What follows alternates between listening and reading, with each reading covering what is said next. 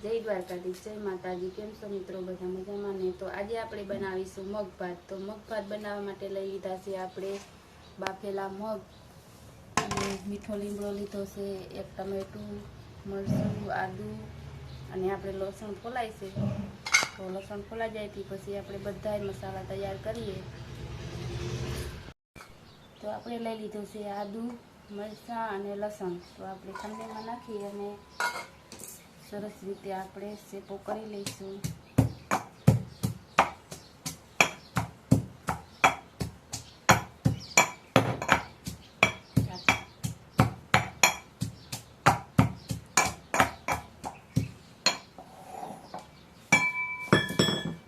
અને આપણે હવે કરી લેવાનું છે ટમેટાનું કટિંગ। નાનું નાનું આપણે ટમેટાનું કટિંગ કરી લઈશું।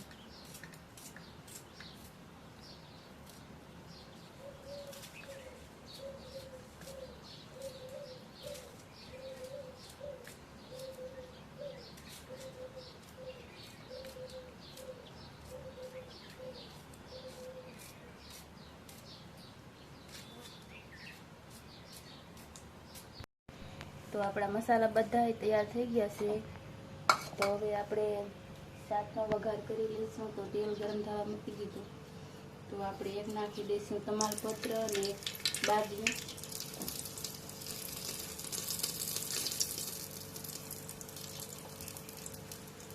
એક ચમચી જેટલી આપણે હિંગ નાખી દઈશું,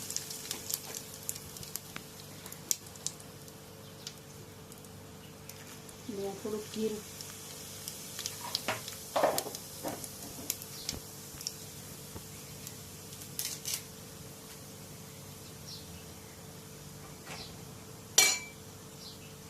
થોડાક નાખવાના છે આપણે મીઠા લીમડાના પાન,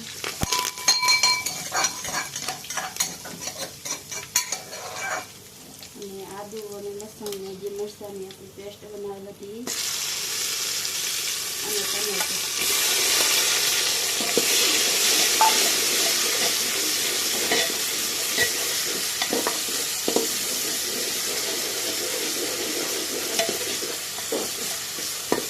ટમેટાને પોછા કરે ત્યાં સુધી આપણે ચડવા દઈશું। તો આપણા ટમેટા એકદમ પોછા પડી ગયા છે। તો આપણે એમાં નાખી દઈશું મસાલા। તો અડધી ચમચી જેટલી આપણે હળદર અને સ્વાદ પ્રમાણે મીઠું, અને લાલ મરચું પાવડર ચટણીમાં આપણે લસણવાળી ચટણી છે, હીરવેલી અમે કહીએ ગામડિયાની ભાષામાં।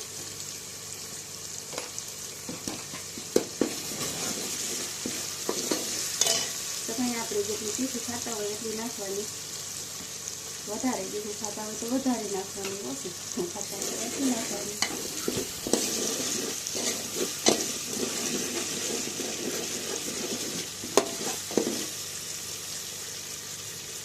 થોડુંક નાખી દઈશું આપણે પાણી।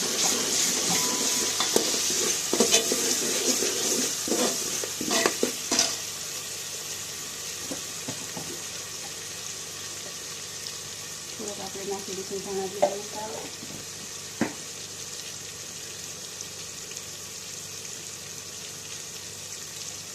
અડધી ચમચી એટલે ચાટ મસાલો જે આપણે ઘરે બનાવેલો છે એ,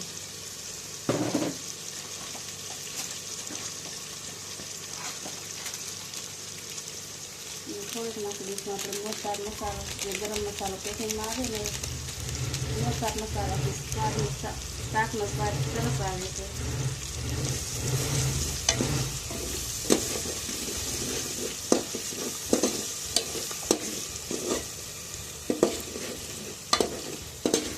વઘાર આપણો સરસ રીતે તૈયાર છે। તો હવે આપણે એમાં નાખી દઈશું મગ,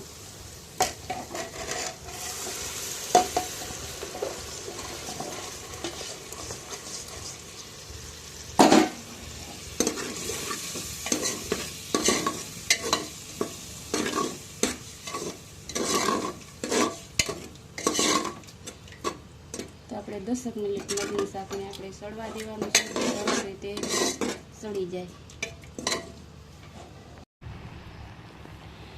તો જોઈ શકો છો મિત્રો, આપણું ભાત પણ તૈયાર થઈ ગયું છે।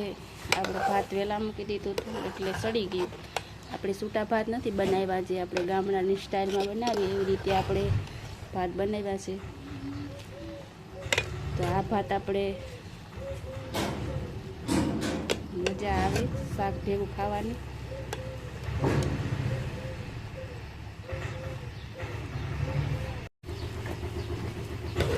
ભાત પણ તૈયાર છે. તો ભાત પણ આપણું બની ગયું. તો જોઈ શકો છો અહીંયા રોટલા બનેલા છે, રોટલી બની ગઈ છે. આપણે સવારમાં આપણે વાડીએ જવાનું હોય એટલે બધી રસોઈ બનાવી લીધી છે. તો આપણે મગનું શાક સડે છે એટલે હાલો તો આપણે મગનું શાકને જોઈ આવીએ.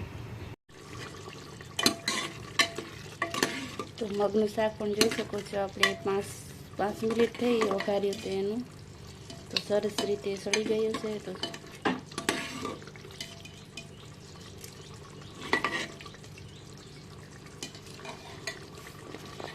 હવે એમાં નાખી દઈશું આપણે જે આપણે ધાણા ભાજી મોરેલી રાખી હતી ને, લીલા ધાણા નાખવાના છે. તો જો આપણે લીલા ધાણા નાખી દઈએ.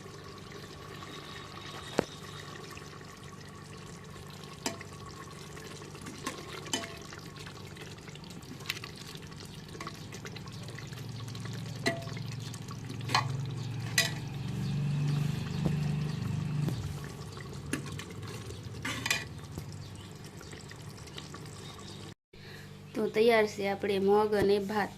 તો આ છે આપણું સરસ મગનું શાક અને આ છે આપણા ભાત. તો જોઈ શકો છો કેટલી સરસ મજાની રસોઈ બનીને તૈયાર થઈ ગઈ છે. તો જેને મગ ભાત ભાવતા હોય એ ચાલો જમવા, અને કોમેન્ટમાં જરૂર કેને મગ ભાત ભાવે લખી નાખજો. અને ફરી મળીશું આપણે નવા બ્લોગ સાથે. ત્યાં સુધી બધા મિત્રોને જય દ્વારકાધીશ, જય માતાજી. તો આવજો.